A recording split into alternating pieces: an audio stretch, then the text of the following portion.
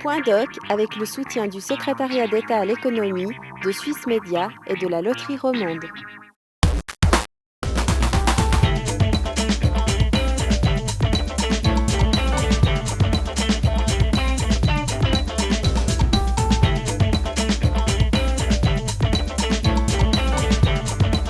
Point Doc aujourd'hui est consacré aux jeunes face à l'emploi, justement comment employer sa vie et à faire quoi, et derrière tout cela se forger une identité. Le marché du travail permet-il d'exercer nos souhaits? Apparemment c'est un peu trop lui demander. Si je trouve une place, n'importe quoi je prends. Tu veux être opticien, peut-être seras-tu masseur, sinon il y a une autre solution. D'avoir un jour mon propre business en fait. Monter sa propre entreprise, transmettre ses idées, s'adapter à la réalité, trouver son chemin, tout un programme, un univers dans lequel nous allons plonger. Pour ce faire, il fallait un homme de grande profondeur, un être dont le sourire charmerait plus d'une sirène. Lui, c'est François Pabès.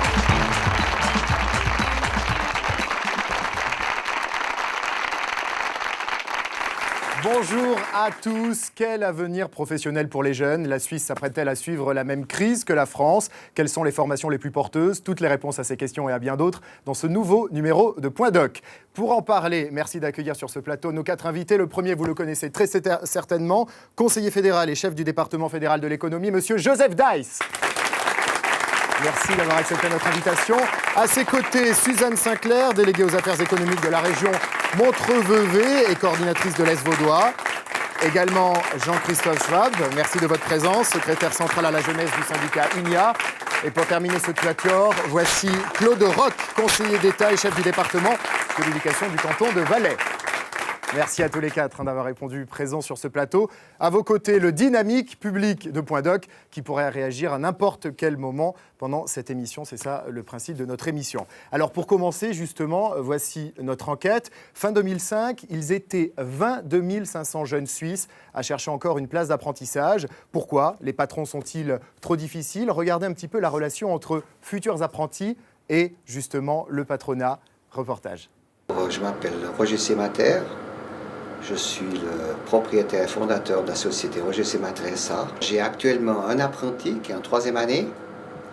Et longtemps, je n'ai pas repris d'apprenti. Question, comment il faudrait dire, je dirais pas qualité, mais disons, c'est un apprentissage qui est assez difficile dans le sens qu'il faut avoir une bonne notion dans les mathématiques. Et c'est toujours très difficile d'obtenir un apprenti qui a, en somme, un bagage pour pouvoir attaquer un tel métier. Alors, pourquoi j'ai pris Akikan, en fin de compte, c'est que il est venu ici comme par hasard, il est venu s'intéresser à faire un apprentissage frigoriste, il est venu faire un stage. Au bout d'une semaine, il nous a dit que c'est vraiment le métier qu'il veut faire. On lui a demandé les résultats scolaires. En mathématiques, c'était pas bien. On lui a conseillé de redoubler d'une année à l'école, ce qu'il a fait d'ailleurs. Et il est venu chaque moment, pendant ses vacances ou autres, il venait chez nous pour venir travailler. Et la motivation est venue en fin de compte, j'ai convoqué les parents et j'ai discuté avec eux que ici j'étais disposé à former un apprenti, pour autant qu'il ait de la bonne volonté, pour autant qu'il soit poli, qu'il vienne à l'heure, qu'il suive les règles du jeu de l'entreprise. Comment vas-tu? Hein? Ça va? Ça va bien? Ouais. Tu es en train de préparer quelque chose? Oui, je prépare des trucs pour faire des évaporateurs. Ok. Bon, ben écoute, je te laisse faire. Moi, ça joue au cours. Oui, très bien. Hein? Ouais, des cours, ça va très bien. T'es content? Oui. Bon, ça va bien. Ok. Tu regardes le reste avec Stéphane? Ouais, d'accord. Ok. Ouais, d'accord. Beaucoup de patrons renoncent ou ont renoncé de former des apprentis parce que les candidats qui se montraient n'étaient pas suffisants. Les jeunes qui n'ont pas une occupation constante dans les années critiques, ça veut dire entre 15 et 20 ans, qui ont le plus grand risque de tomber dans la délinquance. Ce qu'on sait de la recherche, c'est quand même que les conséquences sont graves. Ces jeunes gens-là, même s'ils trouvent à un moment un emploi, ils sont les premiers à les perdre de nouveau. Et donc, on le voit dans des carrières entières, dans des vies entières, que ce sont des gens qui souvent ne trouvent jamais plus une situation vraiment stable qui dure.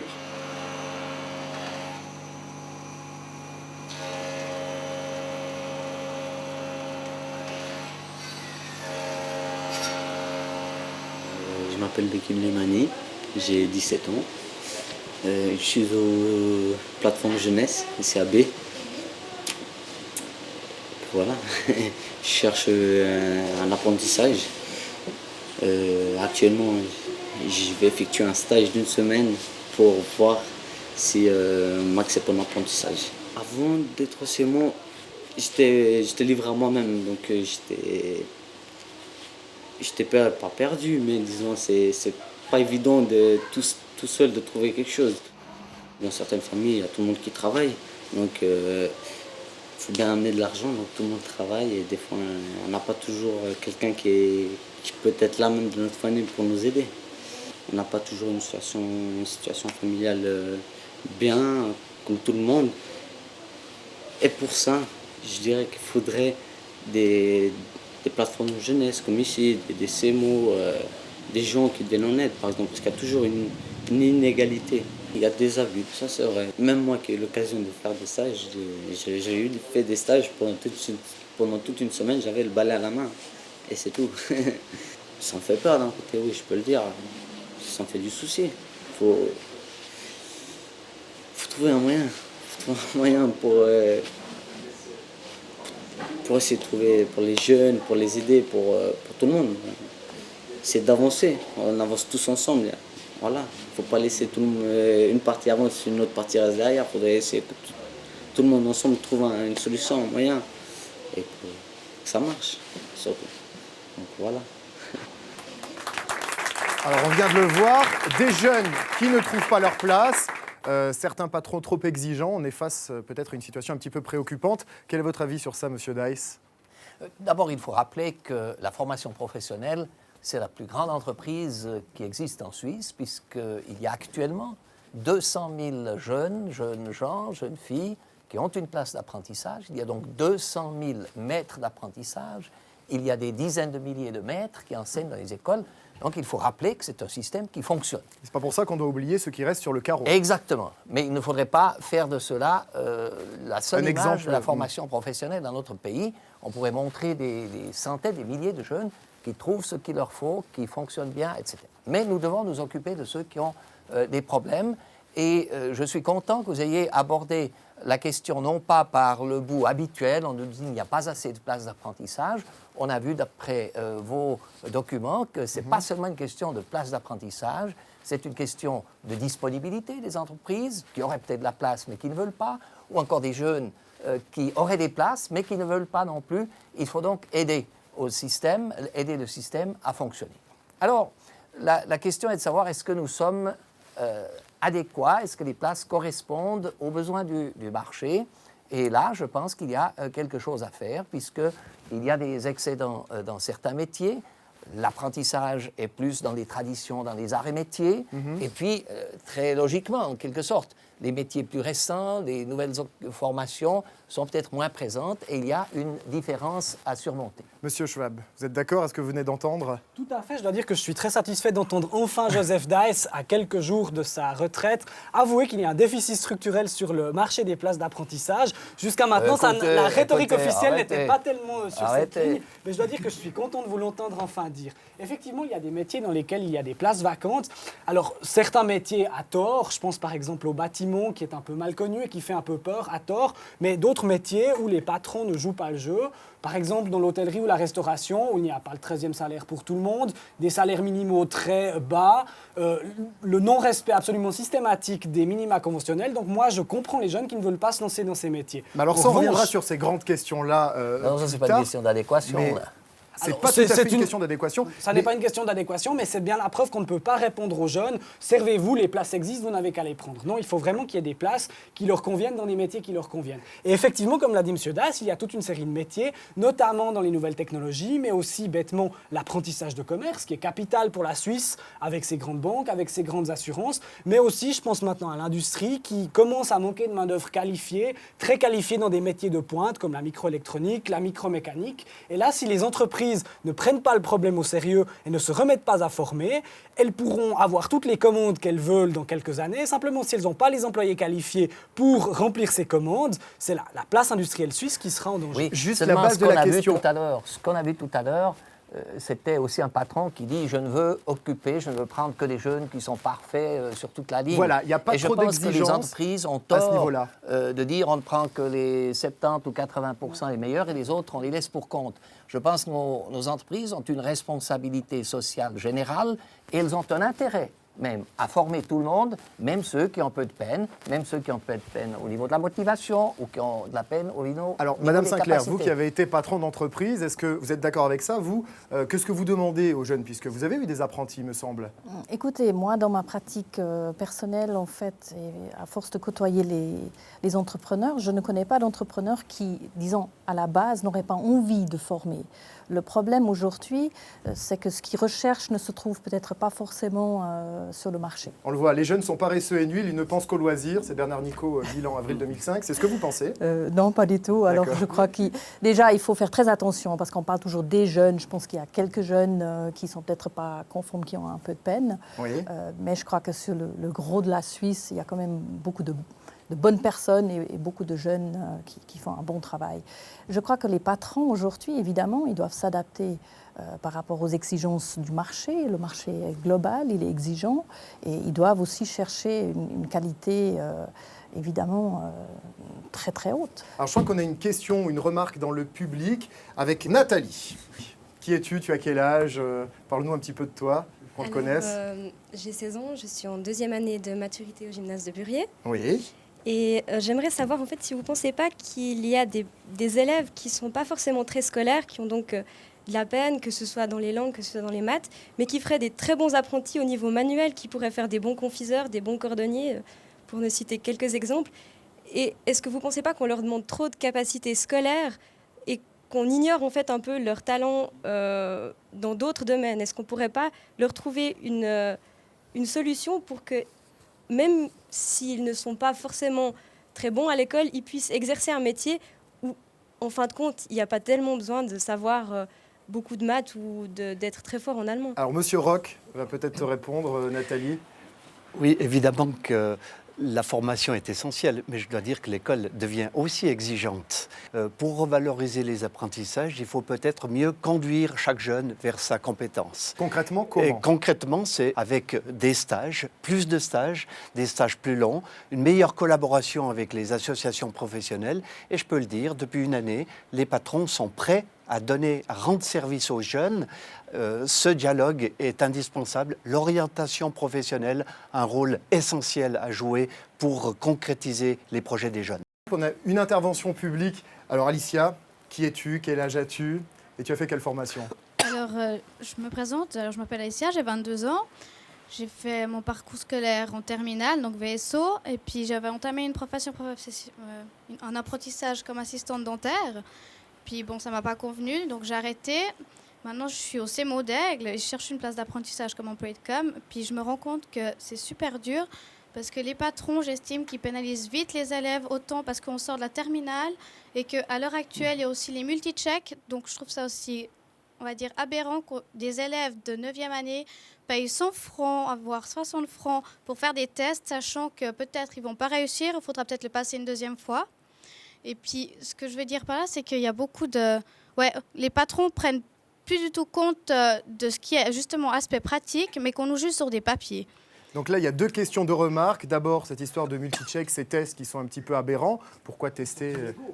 Ils sont illégaux, mais on y reviendra. Et puis, le gros de la question, c'est que faire? Vous êtes passé par VSO, c'est ça? Exactement, je suis passée par VSO. J'ai fait un raccordement supérieur. Mais Et vous dites que c'est sur le CV, ça fait mauvais effet. Sur le CV, ça fait mauvais effet. Puis en général, maintenant, toutes les places d'apprentissage qui sont mises sur le marché, ils demandent des VSG ou des VSB. Monsieur Dice. Alors, sur les deux questions qui viennent d'être posées, j'aimerais souligner que nous sommes actifs sur les deux fronts.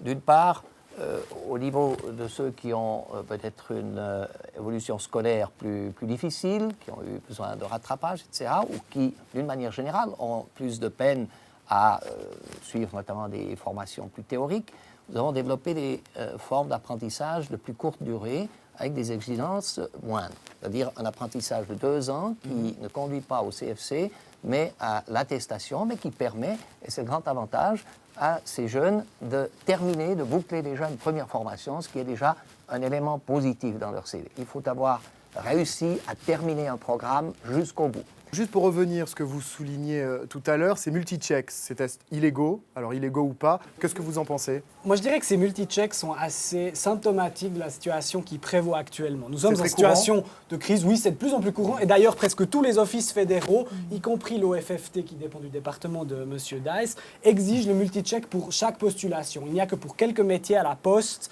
que la Confédération n'exige pas un multi-check. Donc on voit la plupart des employeurs, y compris l'État, commencent à ne plus faire confiance à l'école, ce qui m'inquiète énormément. Et puis moi, simplement, je constate qu'avec ces tests multi-check, on se met à faire du business sur le dos des jeunes qui cherchent une place d'apprentissage. Comme elle vient de dire, on doit en faire 100 francs, il faudra peut-être le refaire, on devra peut-être faire un multi-check sur un autre métier. L'employeur ne le rembourse que très rarement, et c'est ça qui est illégal. L'employeur devrait rembourser les frais de postulation, ce qu'ils ne font absolument jamais. Et moi, je vois qu'avec la pénurie sur le marché des places d'apprentissage, avec la pléthore de jeunes qui ont besoin d'entrer dans formation professionnelle, M. Dice a souligné les qualités du système, mais ces qualités ne sont accessibles qu'à ceux qui peuvent y entrer. Pour toutes celles et tous ceux qui sont contraints d'enchaîner stages, semestres de motivation, sans jamais réussir à entrer en formation professionnelle, ces qualités sont inaccessibles. Alors, on l'a vu, il y a des jeunes qui ont des questions, mais il y en a aussi qui ont des réponses. Je vous propose de regarder un micro-trottoir qu'on a tourné à Lausanne. Tu fais quoi comme formation professionnelle? Alors je suis en sciences sociales, je suis étudiante à l'Uni. Quelle est la formation que tu fais en ce moment? Gestionnaire commerce du détail. Moi j'ai fait un CFC d'employé de commerce et puis là je vais regarder pour le brevet fédéral en marketing. Je suis étudiant. Je suis comédien. En tant que jeune, hein, mais même à l'époque je pense que c'était déjà comme ça, mais plus on va aller de l'avant, plus les jeunes devront se battre pour avoir une situation sociale. Il n'y a pas de place, les gens ne veulent pas engager aussi facilement qu'avant. Et puis maintenant je suis à la recherche d'un apprentissage. Mais toujours dans le même métier? Non, maintenant je ne peux plus sélectionner. Si je trouve une place, n'importe quoi je prends. Qu'est-ce que tu penses aujourd'hui de la société actuelle, du monde du travail? C'est assez concurrencé, c'est chacun pour soi. Tu penses que tu vas changer souvent de métier dans les 20 ans qui vont venir? Non. Tu vas rester comme ça? Ouais, je pense. Dans ta grosse BMW, genre mec, 8000 balles par mois et hop, un suppôt et au lit. Je trouve ça intéressant justement de pas forcément faire le métier toute sa vie, le même métier toute sa vie. Je trouve ça plutôt intéressant de pouvoir changer pour essayer de briser la routine. À ce moment, on n'est plus fait pour un seul métier, donc on verra. T'as pas peur de l'avenir? Non, du tout. Je sais ce que je veux faire et puis je suis basé là-dessus. Ça va pour toi? Ouais, tranquille, optimiste. Voilà, je suis positif, voilà, de toute façon je suis positif. T'es assez confiant? Ça va, on verra. Jusqu'à maintenant je m'en suis sorti, donc voilà, jusqu'à que je me prenne un frein dans la gueule, on verra bien quoi. Tu t'inquiètes pour ton avenir? Bah un petit peu quand même, parce que ça fait 6 mois que je cherche, je trouve toujours rien, donc je veux pas rester à rien faire l'année prochaine, donc ouais, je m'inquiète. Ouais. Je suis positif, voilà, de toute façon je suis positif. Et pourquoi c'est difficile de trouver un apprentissage aujourd'hui? Bah je sais pas, bon moi je suis déjà âgé, donc... Quel âge? J'ai 20 ans. Ah, putain, t'es super vieux. Qu'est-ce que tu penses du monde du travail, toi, en général, en tant qu'observateur, quand tu regardes tes potes, tes copains, la société? Très stressant, ça demande beaucoup, loisirs et tout, on n'a plus beaucoup le temps de... beaucoup de choses, on doit vraiment se sacrifier au travail. Jamais faire la fête, rien du tout. Ah non, il faudra toujours faire la fête. Toujours faire la fête. Le problème c'est que les entreprises veulent des gens qui sont formés, qui ont des papiers, mais jeunes, donc ils pourront jamais avoir tout ça en même temps. Tu as trouvé ça bien, par exemple, les jeunes en France militent contre le CPE? Je trouve ça bien. Ouais, moi je trouve ça bien. Ouais. Savoir ce qu'on se fait dans la vie puis de se battre pour, ouais, moi je trouve ça bien. Un message d'espoir pour l'avenir. Faites ce que vous avez envie, mes chéris.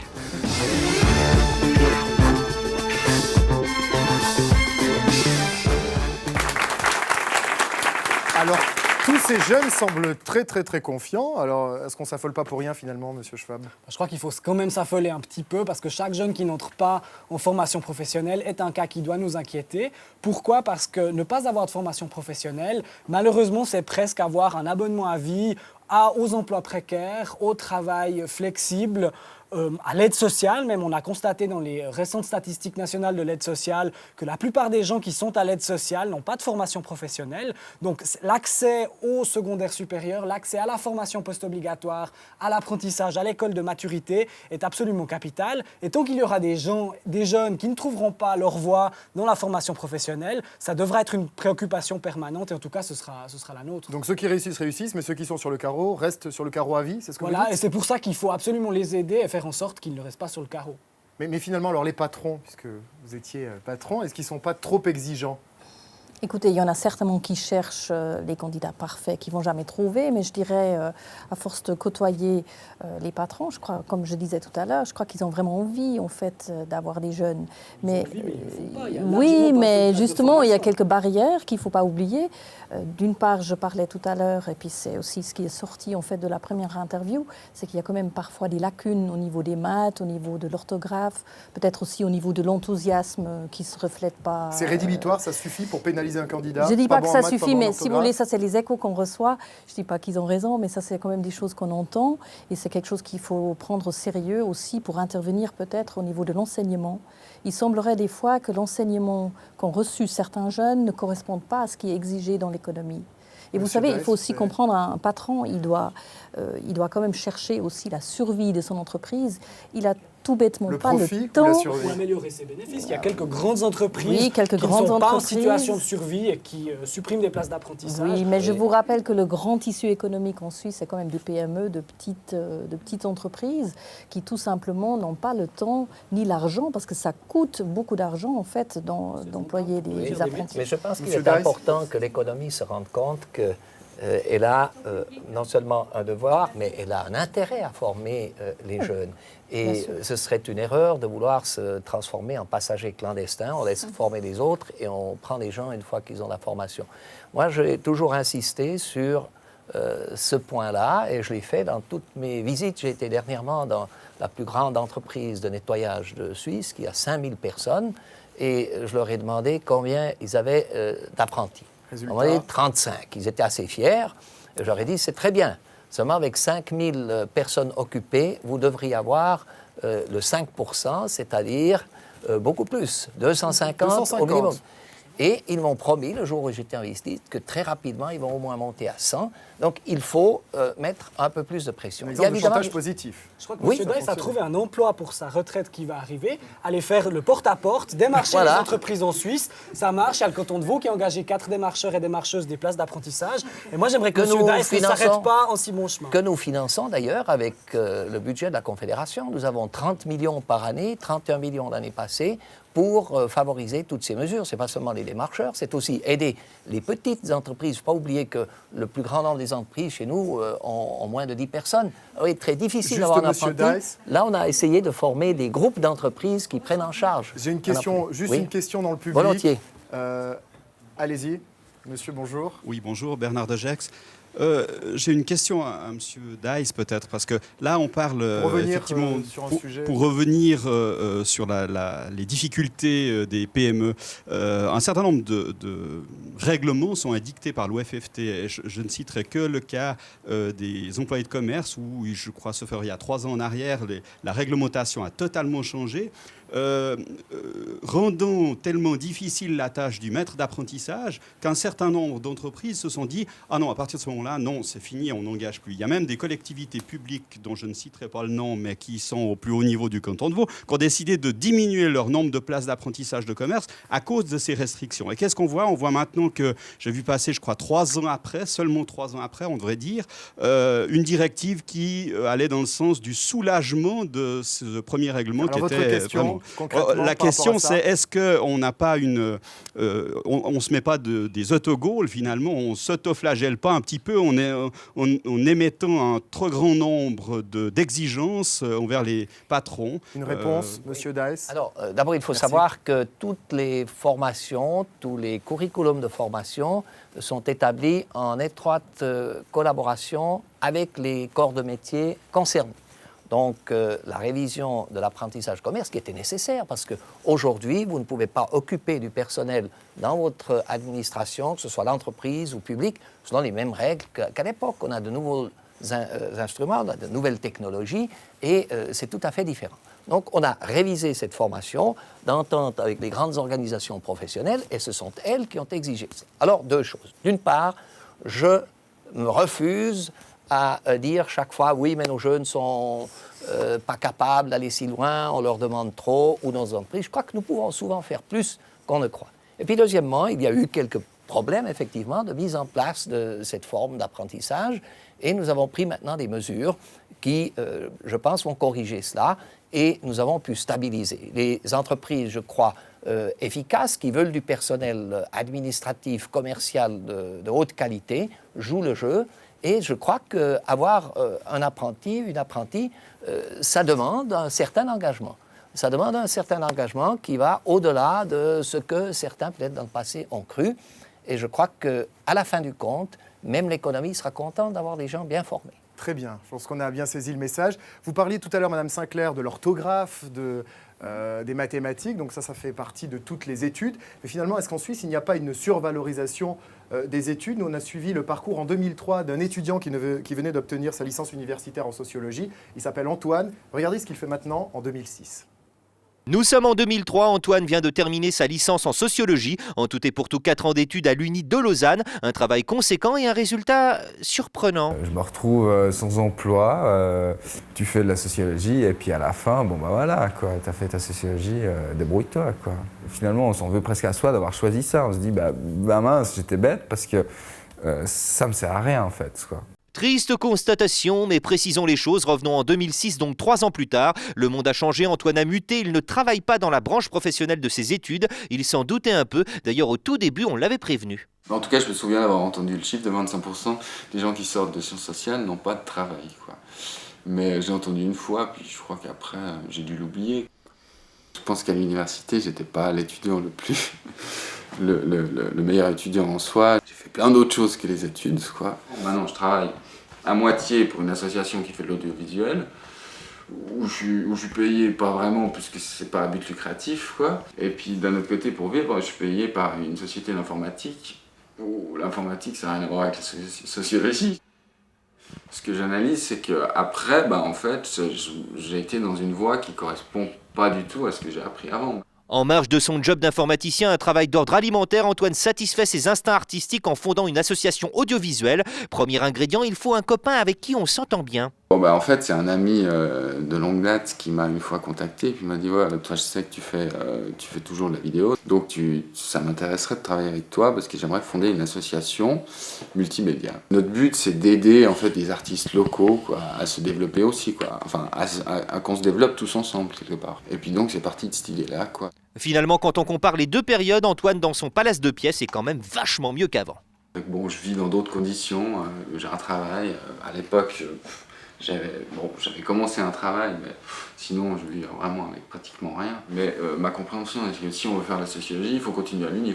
Donc si j'avais vraiment voulu continuer, j'y serais resté. Donc preuve en est que je voulais pas continuer. J'ai réussi à avoir un job qui me permet de vivre, mais effectivement c'est pas le domaine qui m'intéresse le plus, quoi. Donc de ce côté-là, je suis toujours en quête de quelque chose.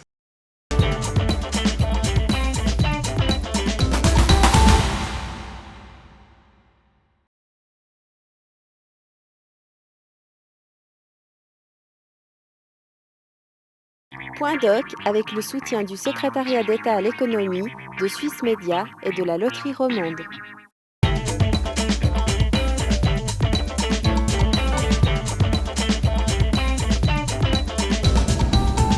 Nous sommes en 2003, Antoine vient de terminer sa licence en sociologie. En tout et pour tout 4 ans d'études à l'Uni de Lausanne. Un travail conséquent et un résultat surprenant. Je me retrouve sans emploi, tu fais de la sociologie et puis à la fin, bon bah voilà quoi, t'as fait ta sociologie, débrouille-toi quoi. Finalement on s'en veut presque à soi d'avoir choisi ça, on se dit bah mince j'étais bête parce que ça me sert à rien en fait quoi. Triste constatation, mais précisons les choses. Revenons en 2006, donc 3 ans plus tard. Le monde a changé, Antoine a muté. Il ne travaille pas dans la branche professionnelle de ses études. Il s'en doutait un peu. D'ailleurs, au tout début, on l'avait prévenu. En tout cas, je me souviens d'avoir entendu le chiffre de 25% des gens qui sortent de sciences sociales n'ont pas de travail, quoi. Mais j'ai entendu une fois, puis je crois qu'après, j'ai dû l'oublier. Je pense qu'à l'université, j'étais pas l'étudiant le plus... le meilleur étudiant en soi. J'ai fait plein d'autres choses que les études, quoi. Maintenant, je travaille à moitié pour une association qui fait de l'audiovisuel, où je suis payé pas vraiment, puisque c'est pas à but lucratif, quoi. Et puis, d'un autre côté, pour vivre, je suis payé par une société d'informatique, où l'informatique, ça n'a rien à voir avec la sociologie. Ce que j'analyse, c'est qu'après, en fait, j'ai été dans une voie qui correspond pas du tout à ce que j'ai appris avant. En marge de son job d'informaticien, un travail d'ordre alimentaire, Antoine satisfait ses instincts artistiques en fondant une association audiovisuelle. Premier ingrédient, il faut un copain avec qui on s'entend bien. Bon, en fait, c'est un ami de longue date qui m'a une fois contacté et puis m'a dit ouais, toi je sais que tu fais toujours de la vidéo, donc ça m'intéresserait de travailler avec toi parce que j'aimerais fonder une association multimédia. Notre but, c'est d'aider en fait les artistes locaux quoi, à se développer aussi, quoi. Enfin à qu'on se développe tous ensemble quelque part. Et puis donc c'est parti de cette idée-là, quoi. Finalement, quand on compare les deux périodes, Antoine dans son palace de pièces est quand même vachement mieux qu'avant. Bon, je vis dans d'autres conditions, j'ai un travail, à l'époque j'avais commencé un travail, mais sinon je vis vraiment avec pratiquement rien. Mais ma compréhension est que si on veut faire la sociologie, il faut continuer à l'Uni. Donc si j'avais vraiment voulu continuer, j'y serais resté. Donc preuve en est que je voulais pas continuer. J'ai réussi à avoir un job qui me permet de vivre, mais effectivement c'est pas le domaine qui m'intéresse le plus, quoi. Donc de ce côté-là, je suis toujours en quête de quelque chose. Alors, ce témoignage pose clairement la question de l'inadéquation entre formation et marché de l'emploi, Monsieur Roch. Est-ce que c'est réel ou est-ce que c'est isolé comme témoignage? Je crois que la première constatation, c'est qu'il faut se former. Et puis la formation, on l'a vu, elle n'est pas perdue parce que c'est quand même un complément. Demain, on sera voué à changer souvent, je crois, de profession. Donc la formation est un avantage pour le changement, pour permettre ce changement. Dans l'attribution, dans la recherche de postes de travail, l'année passée, nous avons fait, suite à la demande de M. Dice, une grande enquête auprès des associations professionnelles pour savoir dans quelle mesure elles pouvaient nous aider. Toutes les associations ont répondu positivement en disant « venez avec les personnes qui ont de réels besoins ». Et nous sommes d'accord d'entrer en matière pour chercher une formule individuelle. Et c'est, je crois, cette façon de collaboration avec les associations qui est essentielle pour, après une formation, donner une chance à chacun. Un des problèmes que je ressens aujourd'hui, c'est les jeunes qui ne s'annoncent pas et que nous ne connaissons pas dans le système. Et c'est un des soucis parce que ces jeunes sont peut-être des marginaux, sont des jeunes qui ont le plus de difficultés et c'est un rôle social, je crois, de l'ensemble de la communauté, à commencer par les communes, avec l'appui du canton, avec l'appui des organisations, pour essayer de leur trouver une formule. Monsieur Dice. On est en train aussi de développer dans cet ordre d'idées ce qu'on appelle le mentoring, c'est-à-dire on constate que beaucoup de jeunes ont de la peine à se qualifier parce qu'ils ne savent peut-être pas très bien comment se présenter, ils ont souvent un nom qui leur fait difficulté parce qu'il y a des entreprises qui ne veulent pas engager des étrangers, etc. Alors, oui, qu'ils connaîtraient le jeune en question, ils le prendraient tout de suite. Alors, on a des personnes, souvent des gens qui viennent de passer à la retraite, qui se chargent de 3, 4 jeunes et les aident à se présenter ou prennent un premier contact et préparent l'entreprise en question. Et comment un jeune peut avoir accès à ça? Un jeune peut avoir accès à ça. Dans les cantons où cela existe, je pense que dans les départements chargés de la formation professionnelle, on peut leur donner cette aide. On a un projet pilote qui marche à Saint-Gall, par exemple, et qui est très efficace, qui est très positif. Madame Sinclair voulait réagir également? Oui, écoutez, moi je pense qu'il y a une dimension qu'il faut encore ajouter par rapport à ça, c'est en fait le rôle des parents. Je pense que souvent les parents ont peut-être aussi commencé à ne plus s'engager comme c'était peut-être le cas d'habitude. On laisse beaucoup de liberté aux jeunes, ce qui est une bonne chose, mais il ne faut pas les laisser seuls non plus. Et je crois que les patrons, pour revenir sur cette idée de qualification et de compétences, en tout cas les petites PME qui comptent peut-être un maximum de 8 employés, ce qu'eux ils cherchent, c'est souvent pas forcément la compétence, mais c'est une personnalité. Et cette personnalité, elle peut se former avec une première formation qui est peut-être dans tout à fait autre chose, mais aussi par une personnalité qui a été formée avec des parents qui sont solidaires, qui s'engagent, qui sont derrière et qui donnent peut-être aussi le petit coup de main pour faire fonctionner un réseau. Parce qu'un jeune tout seul, comment est-ce qu'il va trouver sa première place? C'est pas toujours évident. Et je crois que ça, c'est quelque chose qu'il faut ajouter dans le débat. L'État ne peut pas tout faire, les patrons ne peuvent pas tout faire, l'enseignement ne peut pas tout faire. Il y a aussi les jeunes qui doivent peut-être, en demandant peut-être même à un parrain ou un autre adulte en qui ils ont confiance, alors justement, d'intervenir. Par rapport à ça, il y a certains jeunes qui, eux, décident de ne pas rester en Suisse, qui ont une formation professionnelle, un métier, ils sont formés, ils ne trouvent rien sur place, alors ils décident de partir à l'étranger. Regardez le cas de Sophie.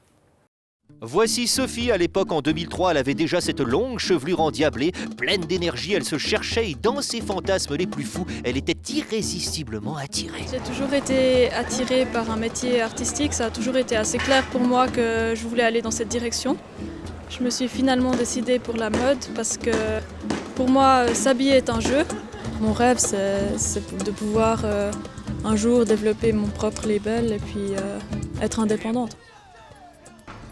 Alors il s'est passé beaucoup de choses depuis le reportage en 2003. Donc à ce moment-là, je vivais encore à Bâle, je venais de terminer l'école. Ensuite, j'ai eu vent d'un concours organisé par un magazine suisse-allemand. C'est un nouveau prix qu'ils offraient aux jeunes sortant d'une école de mode. Ils sélectionnaient 5 personnes et le prix, c'était 1 an de stage chez Antonio Berardi, un styliste basé à Milan. Et j'ai gagné. Donc je me suis retrouvée à partir pour Milan pour 1 an de stage chez ce styliste. Un stage concluant puisqu'aujourd'hui, engagée dans cette structure, elle travaille à Milan. En Italie, pas de précipice entre la formation et la pratique. On est adapté au marché, de véritables machines à coudre. J'ai constaté en parlant avec des gens en Italie, que j'ai connu des jeunes qui ont été formés en Italie, que là-bas, les écoles, elles formatent vraiment les jeunes pour un certain marché. Travailler comme designer de mode en tant qu'employé en Suisse, ça sera dans des boîtes entre guillemets anonymes. Toutes les grandes maisons de couture et de prêt-à-porter, elles sont soit en Italie, soit à Paris, Londres, New York, c'est à peu près tout. Mais je garde toujours l'envie d'avoir un jour mon propre business en fait. Alors, Monsieur Dice, vous êtes très certainement, Monsieur Dice, favorable à l'ouverture de ces jeunes vers l'étranger, mais vous n'avez pas peur un petit peu d'une fuite des cerveaux de tous ces jeunes diplômés qui quittent la Suisse pour aller trouver du travail ailleurs? Pas du tout, pas du tout. Nous nous sommes battus l'année passée pour gagner le référendum sur la libre circulation des personnes. Et les jeunes oublient souvent qu'ils ont aujourd'hui 15 pays, d'ici 2011, 25 pays où ils peuvent s'établir librement pour travailler. C'est une aubaine, à mon avis. Il faut utiliser cela. Je pense que dans beaucoup de métiers, une expérience à l'étranger est tout à fait bénéfique et utile. Par conséquent, je n'ai aucune peur. Ce que nous devons faire ici, c'est faire en sorte que notre lieu de production, notre lieu de travail reste attrayant pour les entreprises. Tant que nous aurons des places de travail, tant que nous aurons des jeunes formés, je ne crois pas qu'on doive se faire des soucis. Pour l'instant, vous l'avez dit tout à l'heure, on a la chance d'être le pays d'Europe qui a le moins de chômage, même si c'est trop, nous sommes quand même dans une position relativement favorable. Même si la Suisse ne fait pas encore partie de l'Union européenne, vous ne pensez pas que c'est un frein, ça Nous avons dû surmonter les échecs que nous avons connus en 1992 avec l'espace économique, ce que je considère aujourd'hui encore comme une décision malheureuse. Nous avons dû surmonter cela. Une adhésion semble difficile en ce moment. Nous avons donc fait en sorte qu'il y ait des accords qui nous permettent quand même de fonctionner. Et ce que je demande aux jeunes, ce n'est qu'une chose, saisissez ces possibilités. Et être flexible. Bougez-vous. Voilà. Vous pensez qu'ils sont assez flexibles, les jeunes aujourd'hui, Monsieur Schwab? Moi je crois. Pour partir et pour changer de formation, Alors par moi exemple. je crois tout à fait. En tout cas, la plupart des jeunes que je connais, que j'ai rencontrés dans le cadre de mon travail ou de mes connaissances, savent que pour trouver un emploi ou une formation, il faut se bouger. Il faut élargir ses horizons, il faut être un peu flexible. Maintenant, ce que nous ne voulons pas, c'est qu'en fait, on sacrifie l'emploi des jeunes sur l'autel de la flexibilité et qu'on leur demande trop de flexibilité par rapport à ce qu'il est raisonnable. Une des dernières propositions de Joseph Daes à être débattue devant le Conseil national, c'est le travail de nuit et du dimanche pour les apprentis. En fait, on aimerait que les jeunes deviennent très très flexibles, nuisent à leur santé, nuisent à leur vie sociale, pour éventuellement peut-être trouver une place de formation ou un emploi. Et là, moi, je crois que nous ne devons pas transiger. Ça ne doit pas se passer comme en France où on fait miroiter aux jeunes un emploi parce qu'ils seraient très flexibles et prêts à se plier aux quatre volontés des employeurs. Je pense qu'il faut garder une certaine raison. Monsieur Daes, on va reprendre, parce que là, vous n'y allez pas par quatre chemins. Ah non. Non.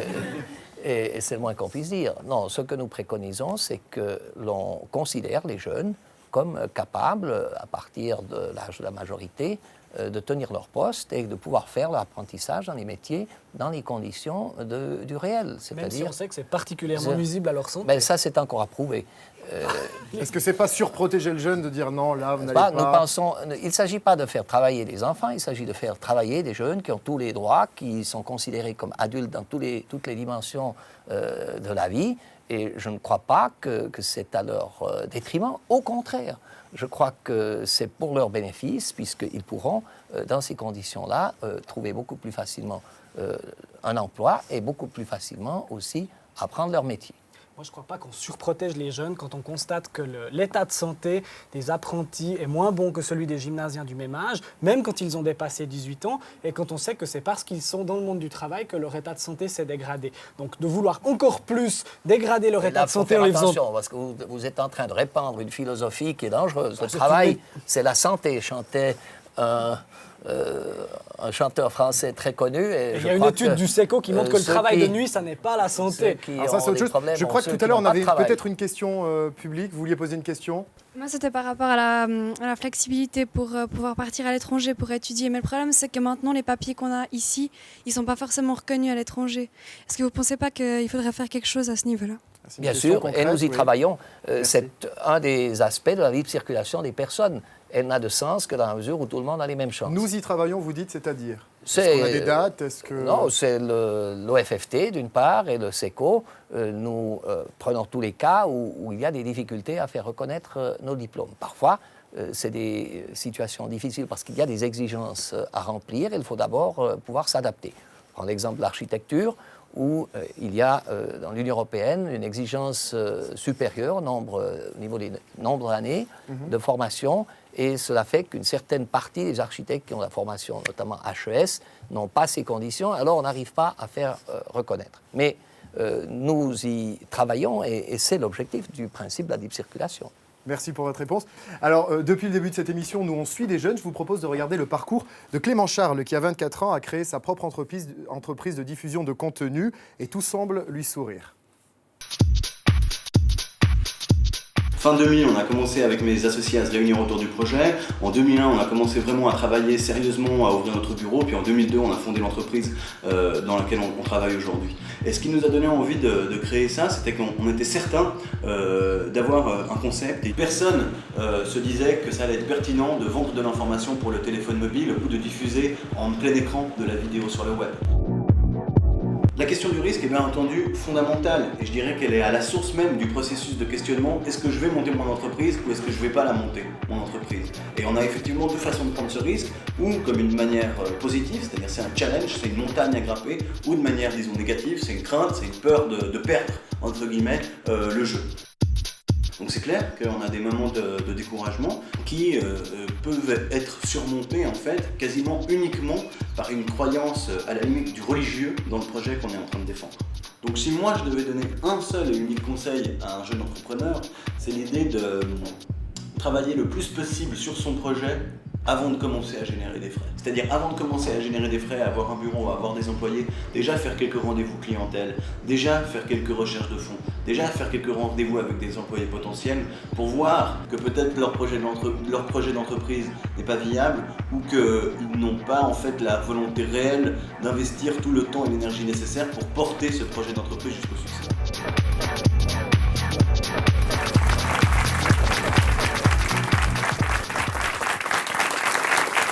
Alors, juste pour compléter ce reportage, je vous propose une réaction dans le public, Monsieur De Gex.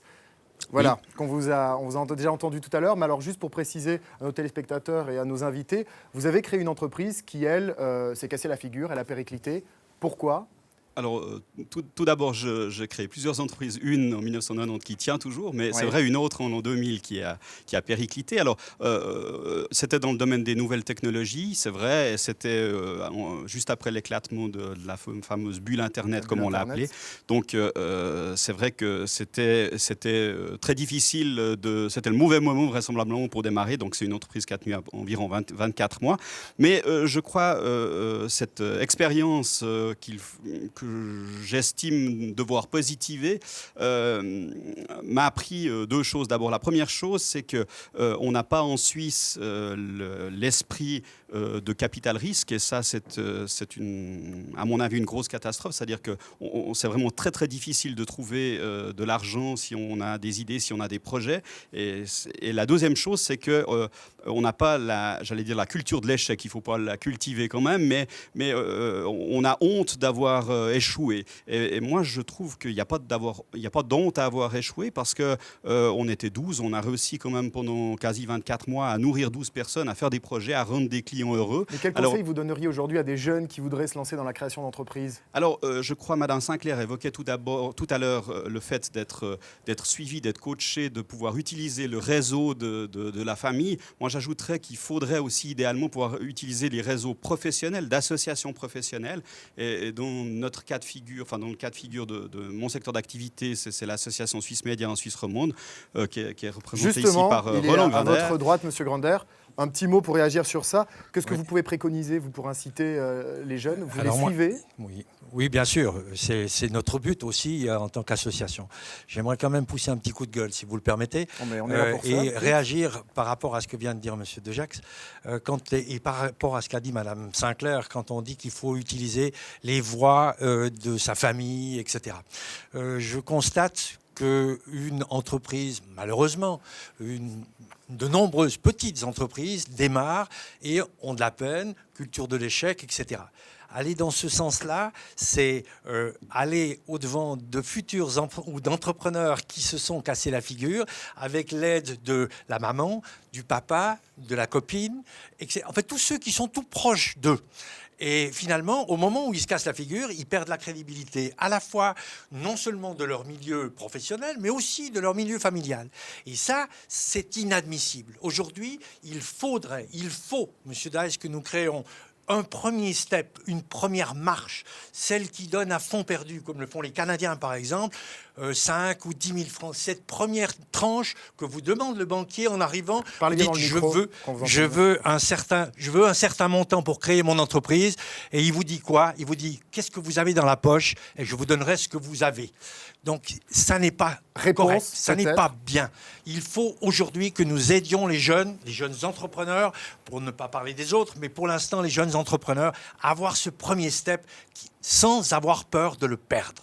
Alors, très bien, merci pour votre intervention. Une réponse peut-être, Monsieur Dice, puisque vous étiez concerné d'abord, par la nous question. avons certains instruments qui permettent d'aider les jeunes entrepreneurs. On a dans le cadre de la CTI, on a promu ce qu'on appelle les start-up, c'est-à-dire on encadre les jeunes entrepreneurs pour qu'ils puissent mieux se qualifier pour obtenir les crédits.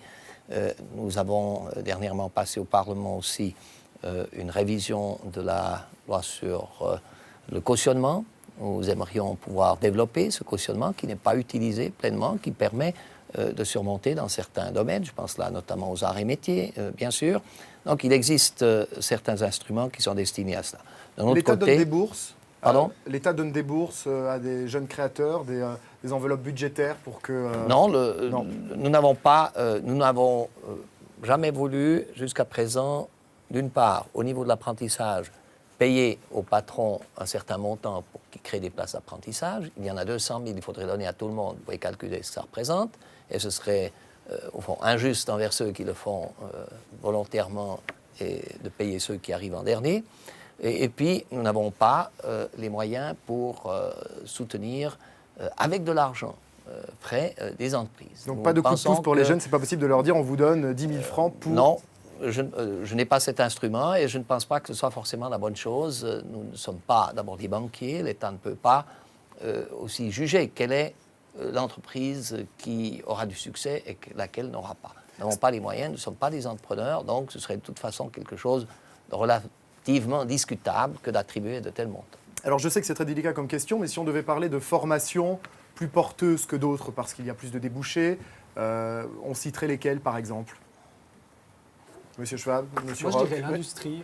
Moi, je pousserais les gens à faire des formations dans l'industrie de pointe, déjà parce que notre pays, notre place industrielle en a besoin, et aussi parce qu'à mon avis, il y a de grandes perspectives. Dans l'arc jurassien, on commence à avoir de la peine à trouver des employés qualifiés pour des métiers très techniques, très pointus, et moi, j'aimerais inciter les jeunes à choisir cette voie, parce qu'à mon avis, elle a de l'avenir. Monsieur Roch. Oui, moi, j'aimerais revenir sur l'audace des jeunes. Je crois que les jeunes sont audacieux, mais on doit peut-être mieux leur apprendre à être entrepreneurs. Et ça, c'est le rôle de l'école et des écoles de tertiaire aussi. Le jeune doit choisir un métier qui lui plaît. Je crois que c'est ça déjà sa première vocation. C'est de choisir une activité future qui soit en lien avec son bien-être. Madame Secler, qu'est-ce qu'on demande concrètement aux jeunes pour les engager? Quel est le profil qui conviendrait à tous les patrons? Quels conseils on pourrait donner à ces jeunes qui restent sur le carreau et qui voudraient intégrer soit le marché de l'emploi, soit celui de l'apprentissage?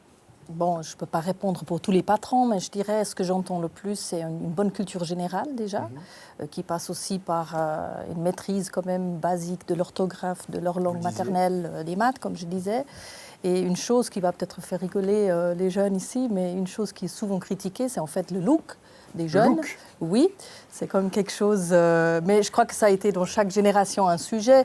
Dans les années 60... Ils sont tous bien, dit Monsieur Dice. Non, mais si vous voulez, ça crée des barrières et je crois qu'il faut tout simplement l'accepter. Mais c'est le même discours dans toutes les générations.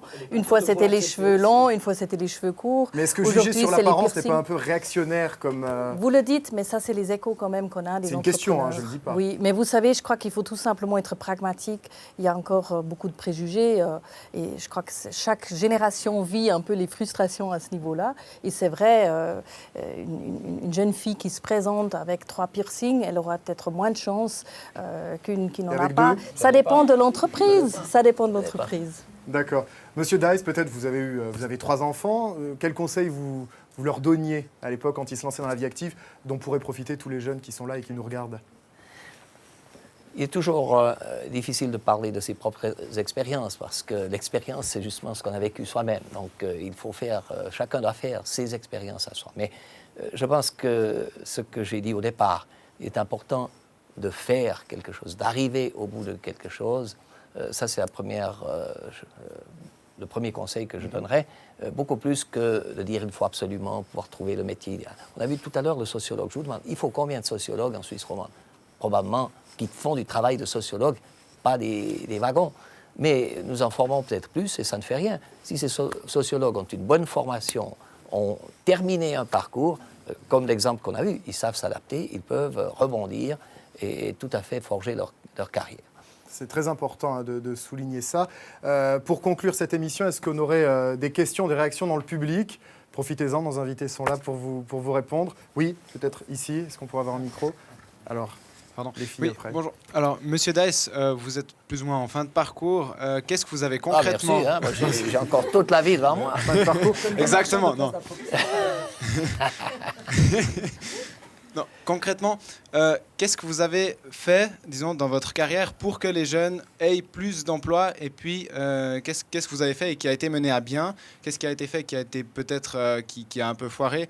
Et puis, qu'est-ce qui reste à faire? D'accord. Vous parlez de mon activité de conseiller fédéral parce que j'ai enseigné pendant des années. J'ai fait une fois le compte, probablement 20 000 élèves qui ont passé par moi, donc j'ai beaucoup travaillé. Mais pour ce qui est au niveau de... En 2 mots, le positif, le négatif. Alors, le positif, je prends un exemple. Le positif est peut-être d'avoir soutenu le projet qui vise à aider les entreprises de petite taille à former aussi des entreprises, notamment en faisant des regroupements d'entreprises. Je pense que c'est un projet qui mérite d'être développé. S'il faut être critique par rapport à ce que j'ai fait, et peut-être que parfois j'ai tenu des propos qui ont pu exciter un peu les jeunes parce que incomplètement transmis ou parce que je leur ai dit mais vous devez aussi vous décarcasser. Et souvent on a eu un peu le sentiment que tout devrait déjà être prêt, il n'y a que des jeunes qui veulent absolument travailler, qui sont qualifiés, etc. Il n'y a que des mauvais ou méchants entrepreneurs qui ne peuvent pas les engager. Et j'ai eu une fois le culot de dire un Zurichois pourrait très bien faire un apprentissage sur Argovie. Alors on m'a descendu en flammes. Alors je regrette peut-être d'avoir eu des propos qui parfois ont excité. Et puis d'un autre côté, je crois que ça fait réfléchir certains. Madame Sinclair, Monsieur Roch, un mot de la fin. Moi j'aimerais dire aux jeunes, ayez confiance en vous. Et peu importe le métier que vous allez faire. Moi j'ai fait 3 formations dans ma vie. Et je sais que je ne suis pas la seule. Et combien de métiers 3. 3 métiers différents. Et je crois que ce qui est important, puisqu'on n'est pas la même personne à 16 ou 18 ans ou à 40 ans, c'est qu'il faut avoir du plaisir. Parce que si on a du plaisir, on est bon. Monsieur Roch. Je crois qu'on peut dire formez-vous, ça c'est essentiel pour la jeunesse. Apprenez les langues, c'est un point je crois aussi capital. Et puis ayez le plaisir et dans les difficultés, essayez vous-même de chercher la première solution et appuyez-vous sur vos parents, sur la commune ou sur les autorités pour vous aider à résoudre le problème, mais cherchez vous-même une première solution. Nous sommes là pour vous aider. Très bien, merci à tous. Soyez dynamiques, cherchez votre formation, trouvez votre voie et soyez passionnés. Voilà les mots de la fin. Merci à nos 4 invités et au public de Point Doc, évidemment, toujours aussi dynamique. Je vous donne rendez-vous très prochainement pour un prochain Point Doc. N'hésitez pas à réagir, www.tinergie.ch. Merci à Jean-Pierre Christen, notre réalisateur, et à toute son équipe. À très bientôt. Ciao, ciao.